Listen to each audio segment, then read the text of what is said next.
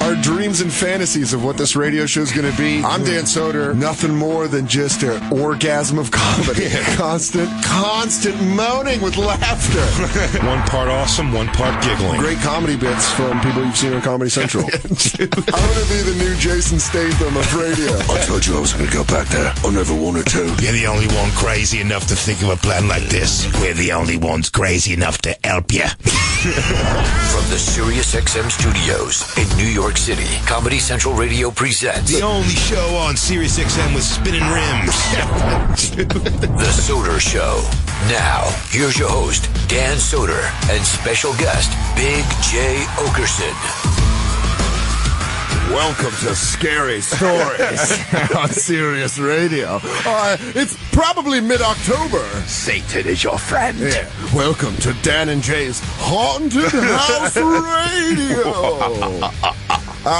What's up? It's Dan Soder and Big Jay Oakerson. It's called The Soder Show, but we know it's more than that. It's my rise to power. It's the Soder Experience. Welcome to the Dan Soder Experience. Welcome to the Dan Soder. With minimal guest, Big Jay Oakerson. This is the last show, man. We've been on Comedy Central for 6 weeks. It's Comedy Central Radio. Hopefully, you hear a new incarnation of the show after this. But as of now, it's the old incarnation, which is a name that makes me feel uncomfortable. I think it'd be great if we get another 6-week deal for the Oakerson show. Yeah, with special guest Dan Soder. How does it feel? You eat your shit. It was, in a weird way, it was sort of their plan. And you know what? They're kind of exacting their plan. Kind of like when they used to make you do social experiments in elementary school. I kind of get it. Now, you have to go live with a black family for a week. Raise your hand if you have a birthmark. You would be a witch in Salem. You're like, hey, I don't want to be judged. But They do that in your school? You remember that? Like with World War II, when they'd be like, raise your hand if you have brown eyes. Raise your hand if you have blue eyes. Blue-eyed people, you're burned. Where'd you go to Nazi youth, Hitler youth camp? All of you are not so perfect. No, dude, my school was like just left of like Adolf Hitler Elementary. Did you go to Hitler for elementary school? I mean, it's also called PS 104, but we know it's an honorary. It's an honorary dedication. No, my school was like kind of just left of like. Remember the beginning of Lean on Me, when like Welcome to the Jungle's playing and someone's like fucking a teacher, then other people are robbing a teacher. It was like sort of like it wasn't quite that bad. You went to Dangerous Minds? I was yeah. We've been spending most of our lives living in a day. Not until that aging hot 40-year-old came in a short leather jacket where we were able to turn it all around. Tell me about Dylan Thomas and Bob Dylan. I care more than your other white teachers. I wear leather jackets to school. Remember, that was like, there's always like the phase of movies. There was like the asteroid movies and the magician movies. And then there was the fucking taking it right to the kids in their own language movies. That's the bet. Turn the seat around. That's right. Yeah. Sit like Raj and What's Happening. Bring it right to them. Bring it right in their fucking face. I'm going to tell you kids about photosynthesis, and y'all motherfuckers going to listen. Y'all think plants just eat water? They don't eat water. Photosynthesis. Now, how would Lil Wayne rhyme that shit? I be taking all that light and turning it into energy. That's why I'm green. Little Weezy photosynthesis. Little Weezy photosynthesis. Little Weezy, milk cash money millionaire, taking all the sunshine. I represent New Orleans. What's the movie now? Is it the dance movie? Now the new movie is a dance movie. Yeah, but I was gonna say that with the teacher ones, like I think 187 was my favorite. What about where you take it right to them?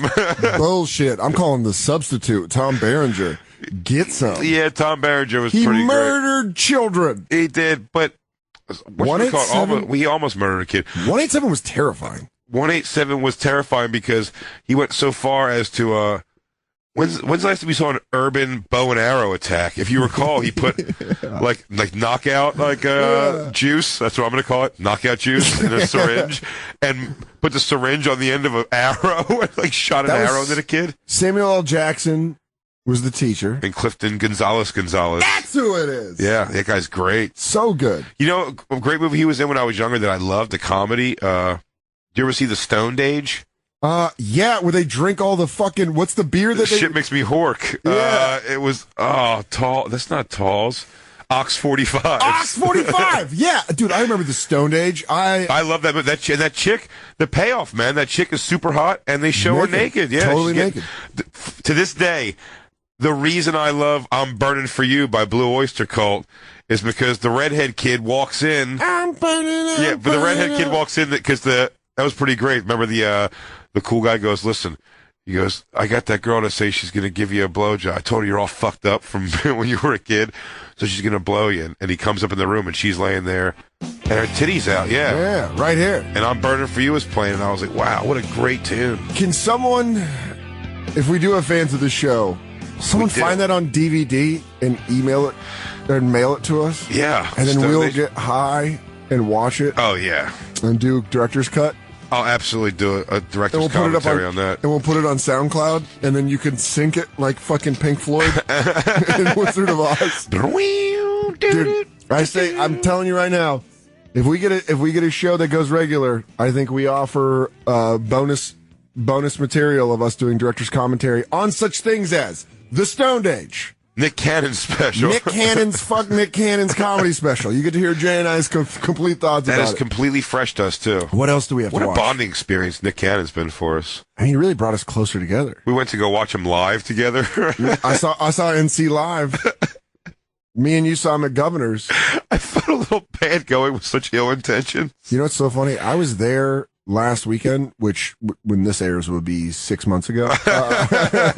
And when I was on stage, I kept looking to the back corner where I knew you and I sat, wondering if people were back there now shitting on me. You, the karma, the full karma to come around. I was like, I wonder if there's just two guys like, this guy's not fucking funny, bro. Believe me, that was happening somewhere in that room. It's Long Island, buddy. Long Island. The motto of Long Island comedy should be, if we don't get it, you're not funny. Yeah.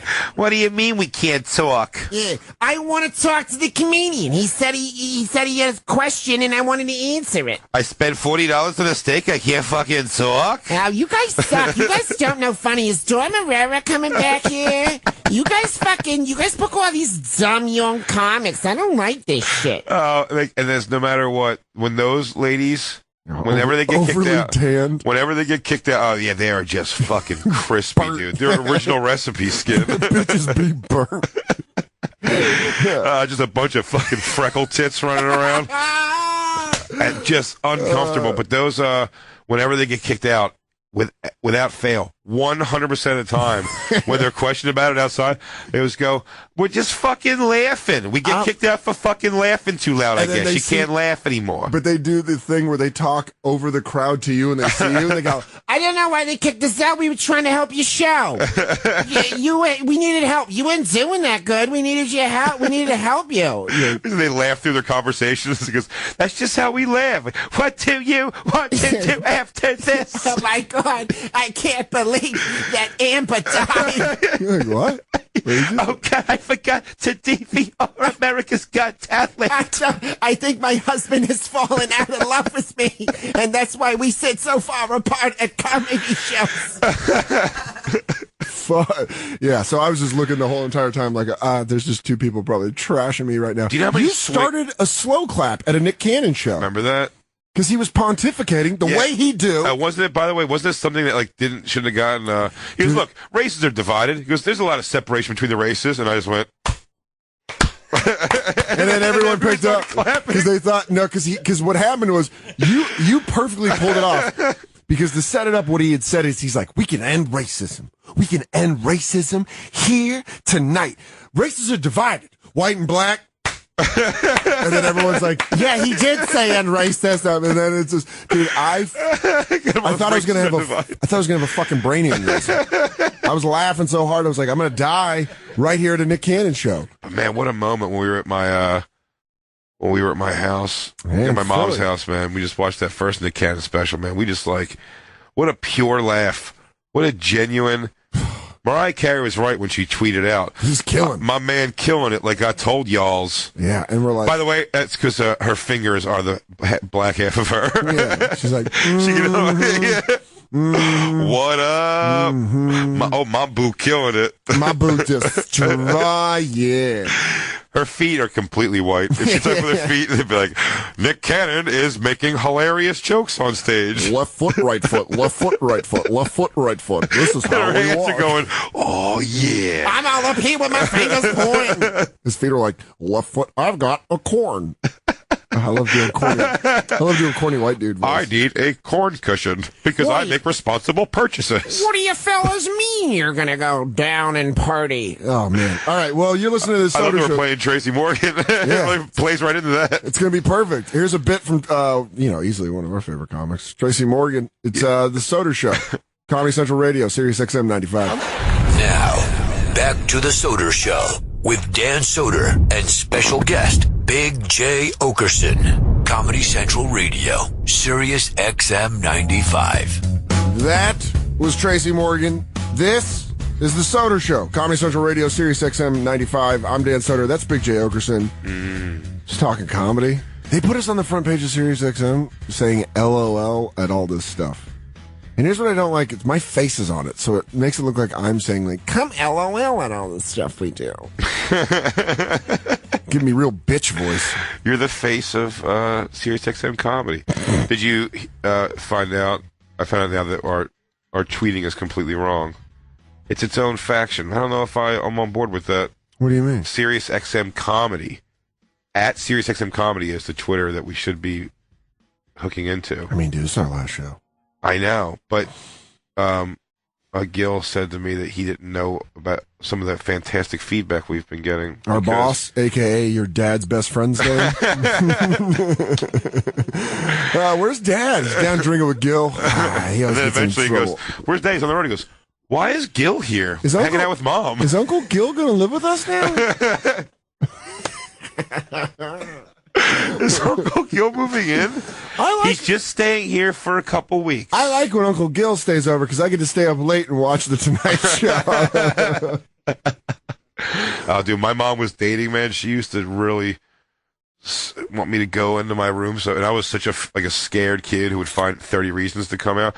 One day I thought I saw in a mirror bank shot, which is, I have a joke in my set. Yeah, my stepdad's big old hog. Seeing his hog, but before that, a sniper look. When I was in my bed, the mirror was a bank shot to where my mom would lay on the couch. And my mom was, like I said, young. We did the same thing too. We both had young moms. No, my mom was older. Oh, my mom was. My mom was getting that matured. Oh, yeah, she was 19 when she had me. So my mom, I remember we would sit on the couch at night with her zero jeans. Oh, dude, size zero, but they'd be unbuttoned, and she'd be laying there with the phone cord stretched out, making phone calls. But she was friends, and I'm making air quotes. Yeah. With a few cops, and I thought one time I saw a cop just working her over. May have just been a massage, but I remember just being in my room, like literally having like pulling my, and I'm not exaggerating, my Smurf covers over my bottom lip, just be like someone's hurting my mom out there. T-Rish was 35 when she had me. Yeah. So by the time she was back on the free agent market, she was like early 40s and looking. I mean, Was she milfed up though? I mean, no, kind of. She's a good-looking lady. My mom was rocking it for a long time. Thin, big Jew titties. Yeah? Commodity. Yeah. Oh, man. So, you're just, you were the wedge buster. You were the one that, I used to go on dates with her and these dudes sometimes. Really? Yeah, New Jersey State Fair with some dude who had a tail wearing a Corey Feldman hat. Okay, I had to go to a rodeo. I think I've been to a rodeo before. Yeah, it was the Western Stock Show. It's a big thing in Denver. Guy comes out, does some rope work. Yeah, we watch little kids ride lambs with football helmets on. I'm like, oh, that's cute. It's like, bowls for kids. And then I would always get some cotton candy or some bullshit, and then they'd be like, Dan, I think this is a good time if you to take a walk. My mom was fucking Sam Elliott from The Mask. Anybody want a mustache ride? Well, I'm not going to keep coming around if you're going to keep banging that junk into your arm. Yeah. For over the past 2 years, I've been giving your mother the best dick she's ever had. Because in the cold springs of the Rocky Mountains, two things run. my semen in your mom's mouth. My jism down your mom's cavernous cleavage. Now, Dan, you'll never be able to call me Dad, but what you can call me is a friend. What you can call me is Here Weekly.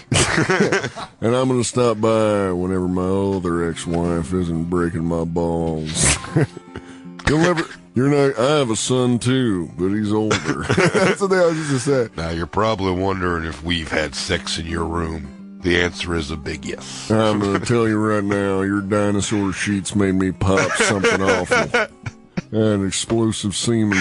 14 of those baseball cards are held to the wall by my sticky ropes of jism. I'm not going to lie if I said I didn't make eye contact with your Hulk Hogan poster when I was up.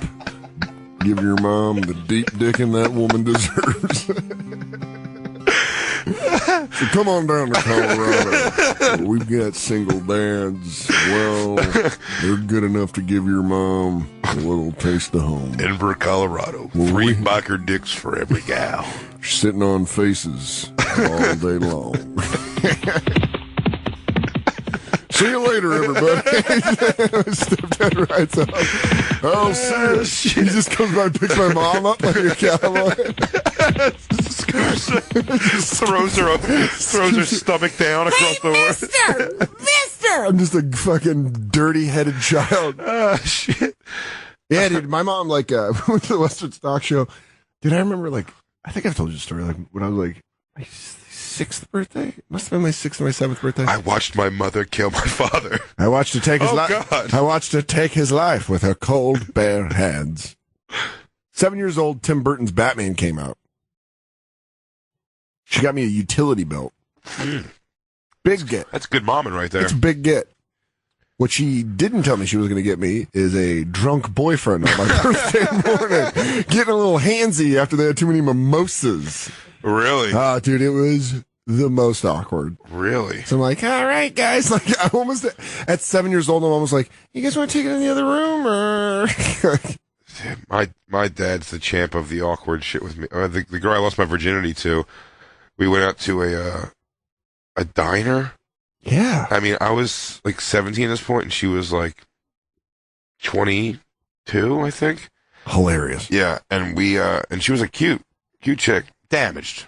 Very damaged. Oh, so damaged. Why would she fuck a 17-year-old fat kid with 22 banging low cute, and chunky? Cute chick. Yeah. Cute chick. But my dad, God bless him, man. The guy is so much more aggressive than I could have ever been. He actually asked her at the diner if she'd ever been... By the way, not asking her if she had any interest in, asked her if she had ever been with a father-son team before. What? He didn't ask her if it's something she would want to do. He asked her if that's already in her repertoire. Hey, this is like... Are you serious? Yeah. Dude, Yeah. Your backstory is starting to make so much sense now. That's your Bruce Wayne, your parents getting shot at the opera. How you are as a person. Yeah, my dad asked her if she's ever been fucked in the pale moonlight. That's it. You ever been fucked in the pale of the moon? I just imagine him running his fingers through his chest hair as he asks that. He's like, so, you ever been with a father-son duo? We call that in the Oakerson home, we call that a griffey. You want to be... He's spraying Dracar on his wrist while his Italian horn chains run through his beaver, his chest beaver. You ever slept on silk sheets?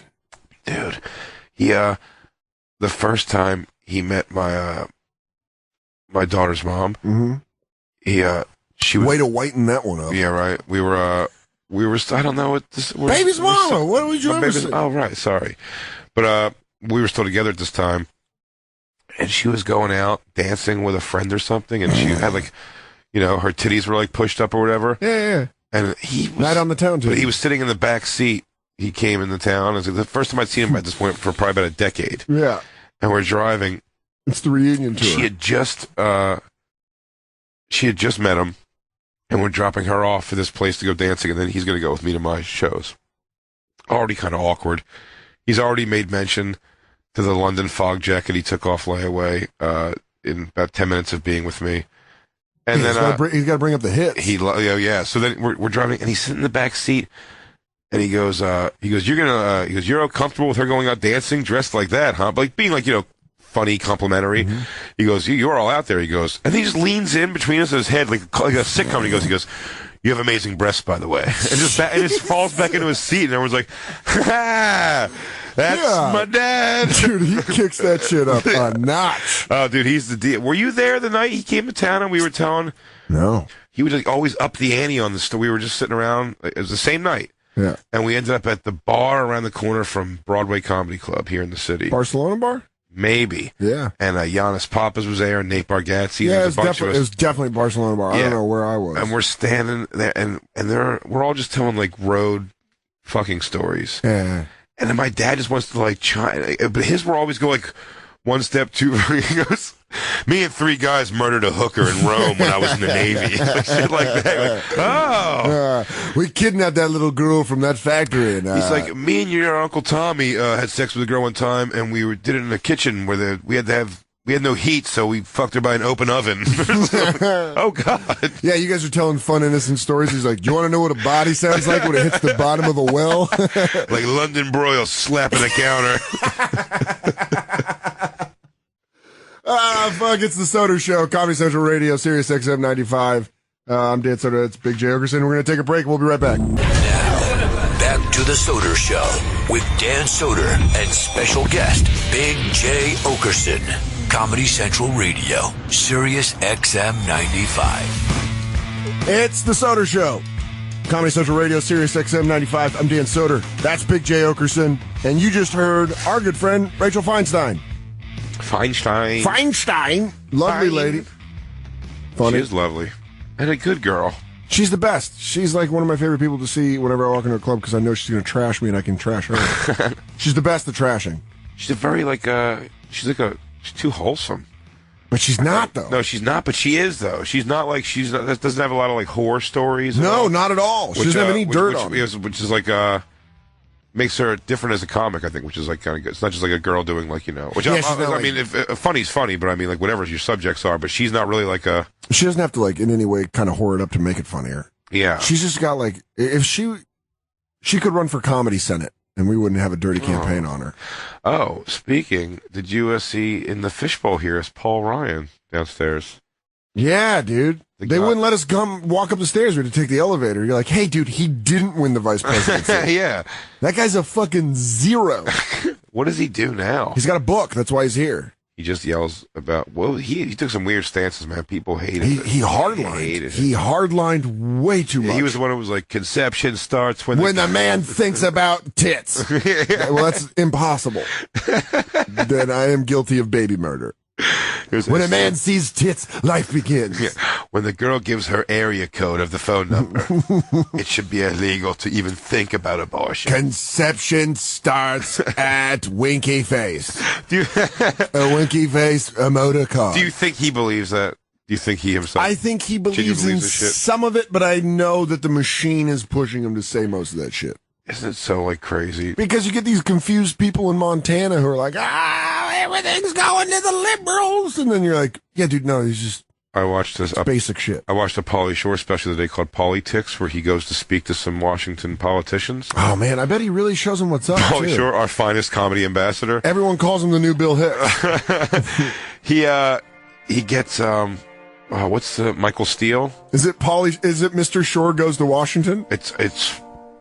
No. I used to believe in a political system where the whistle. that's his control, buddies. You guys want to do special interest, buddy? Take the money out of the oil lobbyists. Legalize marijuana, 'cause I'm the weasel. Tucking and broken roads in schools, it's libertarian.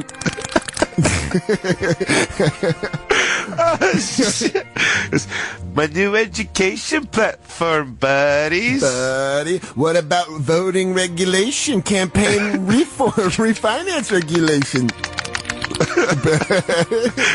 Dude, it was so I never thought about it like that. I'm voting for marijuana to be legalized in Kentucky. Everyone, Pauly Shore has made me. Thank you, buddies. Let me take a picture with your baby. Kissing baby, shaking hands, it's the whistle. Oh man, he's bad. And then he and then he goes and speaks to Michael Steele. Who's Michael Steele? Black politician. I was going to say black porn star. No, but he. Did you guys see the one where Holly Body gets railed out by Michael Steele? Holly Body's great. But no, so he brings him out on stage. Yeah. Pauly Shore, to show that politicians are people too. And he brings in a black midget. This is not a lie. The black midget raps, and him and Pauly Shore do a rap together called Obama Got Osama. Oh, God. Right. I was actually going to go. Not the crowd. The crowd was standing ovations almost. But Michael Steele's up there. First of all, hilarious watching him because he's trying to show like a cool black politician. Sleeves rolled up? He's just wearing a short sleeve, like, collared shirt and jeans to show that he's cool. But like, untucked? He has untucked, but he has no rhythm whatsoever while he's dancing, which is hilarious. And then it's such an appalling, awful rap song that eventually, through editing, he's just not on stage anymore. It was the weirdest thing. Like, he's there for like the first verse and then the second verse. He doesn't walk off stage. He's just not in it anymore. He's not on stage. We need to, when the new incarnation of the show happens, when the brand new version of the show comes out, we will have downloadable content that you can watch politics while we shit all over it. Absolutely. There's no way I'm going to let this go. No, between that and the Nick Cannon, I mean, there's so many things. We should really have some Age. sort of a segment about like our favorite like bad things bombing. to watch. Our favorite internet bombings. Here's the thing about watching people bomb on the internet. You're way more into it. I feel so uncomfortable watching it. I love it so much. Do it. It's fucking brutal. Why? Why can't you watch it? Because I feel like. Do you believe it's coming your way someday? Yeah. Really? Yeah. You don't believe there's some part of that bombing of the laughter at the person eating shit. They don't hold some responsibility in that. I'm not talking about a crowd can turn. But I said if I did Amateur Night at the Apollo, if I went through with that, like I said I want to do, and I bombed, and they booed, and there was a video of it, nobody would watch that video to be like, "Whew, watch this guy get decimated by this crowd," because even if they booed the whole way, I wouldn't go down just like a nervous, like, "Oh, man, you guys don't laugh at anything here." I would just keep like forcibly, I'd have the awareness to be like, you do the Bill Burr in Philadelphia. You go right after him? Something to the equivalent of that. Sure, exactly. Okay. Yes, exactly. That showed.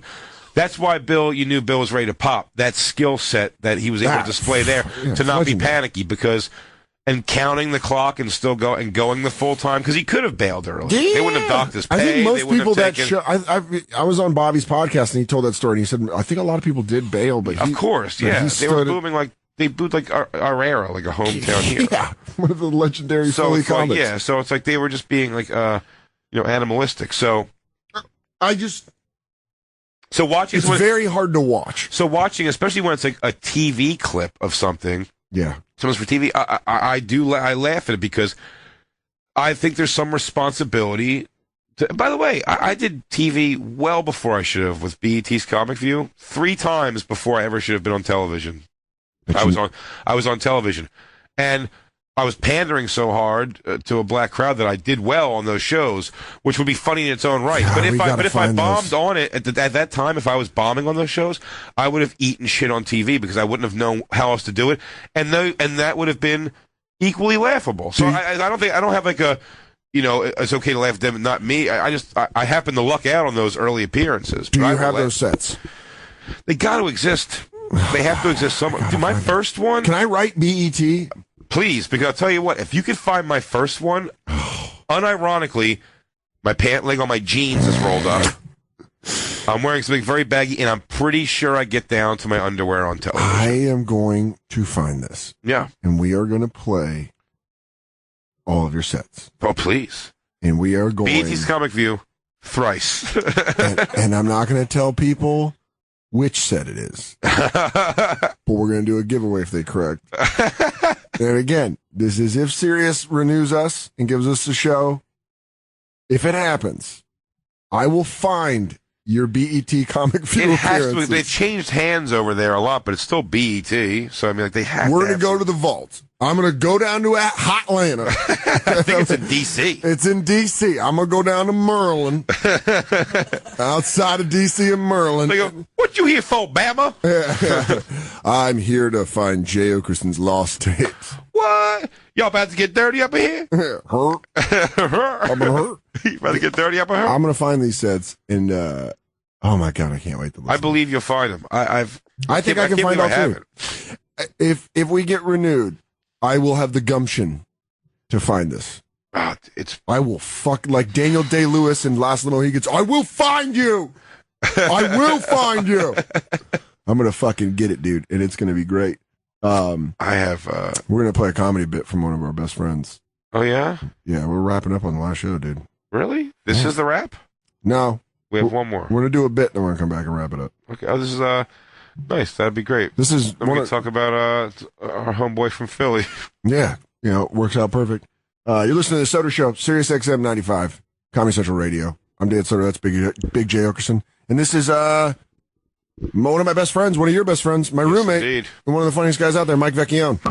It's the Soder Show with Dan Soder and special guest Big Jay Oakerson on Comedy Central Radio, Sirius XM 95. The Soder Show, Sirius XM 95, Comedy Central Radio. I'm Dan Soder. That's Big Jay Oakerson. You just heard Mike Vecchione. That was his live at Gotham. Philadelphia, Philly. bro. Philly. Philadelphia, son. Me and him both started in those all-black comedy clubs. At the Laugh House, the now defunct Laugh House.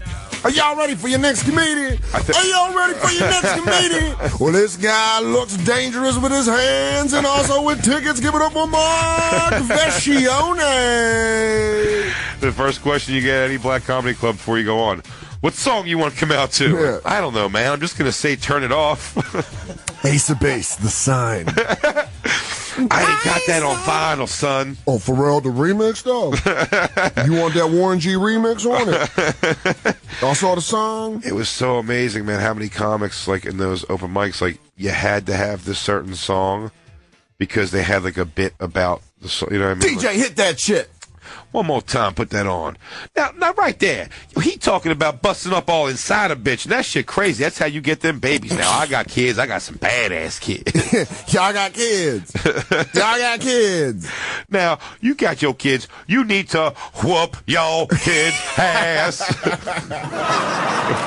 Yeah, y'all know what I'm talking about. Well, now, you want me to fine ass bitch, you take your ass up to church. That's when you meet a good ass bitch. Now, let me tell y'all a story about, I'm about 13, maybe 11 years old. Comes to find out, why come when the police walk by?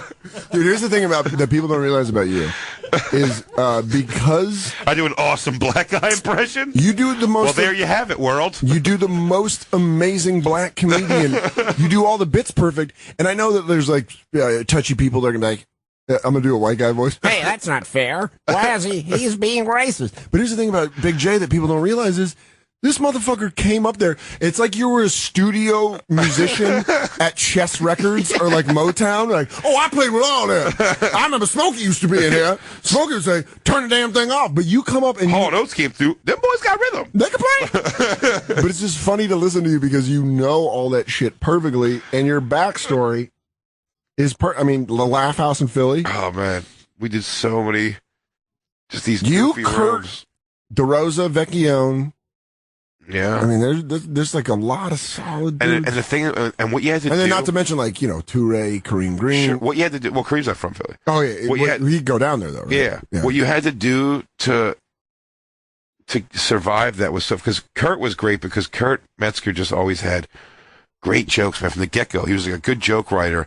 And he would do well sometimes, but for the most part, he wouldn't. They used to call him Bring Him Back Kurt because he'd go up there, they'd boo him and shit all over him right away, and he'd leave the stage like, all right, bye, whatever, and he'd leave. And then the host would go up there and go, come on, y'all. This dude funny. Y'all got to give him. Y'all can't just be booing because he white.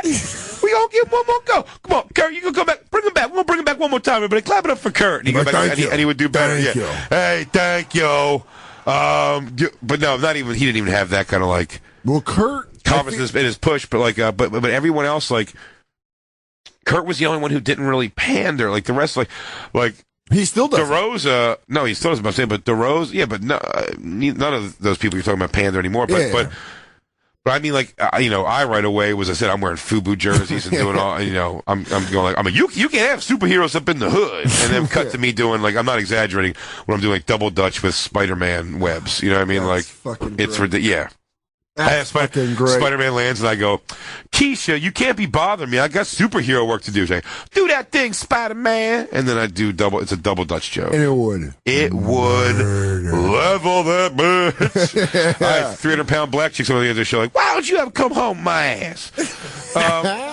And then, I was doing great. I was killing with that. And then, DeRosa, all his jokes were like, Jay-Z retired again. He was like Chris Rock. Tired of being Jay-Z got a new album, motherfucker retired. Gotta be adopted. Tired of being adopted. Half Egyptian, half some.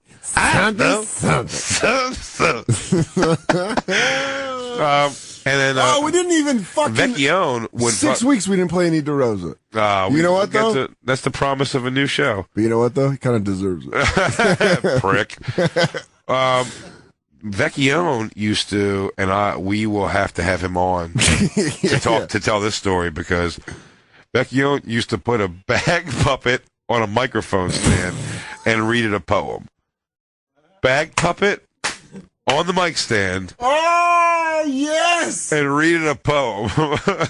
Mike also has, I can imagine Mike's first stage presence being, like in movies where like the little black girl is going to sing, but she's too nervous. And she's like, every day's hard. Come on, baby. You need to sing. Every day's hard. That's what I imagine Mike was You're gonna love me. I'm gonna walk. Ah, man, what a racially filled episode to finally go out on. Episode. Yeah. So anyway, guys, white power. We'll see you on the new incarnation of the show. Thanks for listening to the Soder Show for the past 6 weeks. We had fun recording it at a different time than you listened to it. Hey, hope you enjoyed that live episode last week. How great was that live episode? Really burned them and turned them, huh? You guys, but you didn't appreciate it. So now you get another pre-recorded one. Hey, maybe bother SiriusXM Comedy or SiriusXM on Twitter to give us a show. Yeah, SiriusXM Comedy. SiriusXM and regular SiriusXM. Yeah. Let them know you want this to be a real thing. I want to thank Jacob. I want to thank Lou. Awesome. I want to thank all the guys. Keeping the team together. Even Dad's friend Gil. Really fucking nailing it. This has been I know he's been porking Mom, but he gets pretty good Christmas presents. This has been the best 4 days that's turned into 6 weeks off recording. It's been the best 11 hours of my life. Yeah. Thanks for listening to the Soder Show, the soon-to-be renamed show. This is the Soder Show. We're just bringing it back, Soder Show. Fuck you. At this point. No way, man. I'm too insecure about this guest. He goes, you may recognize him as special guest on the Soder Show. Thanks for listening, man. We'll see you. We'll see you guys soon. Hopefully very soon. SiriusXM 95 Comedy Central Radio. Bye.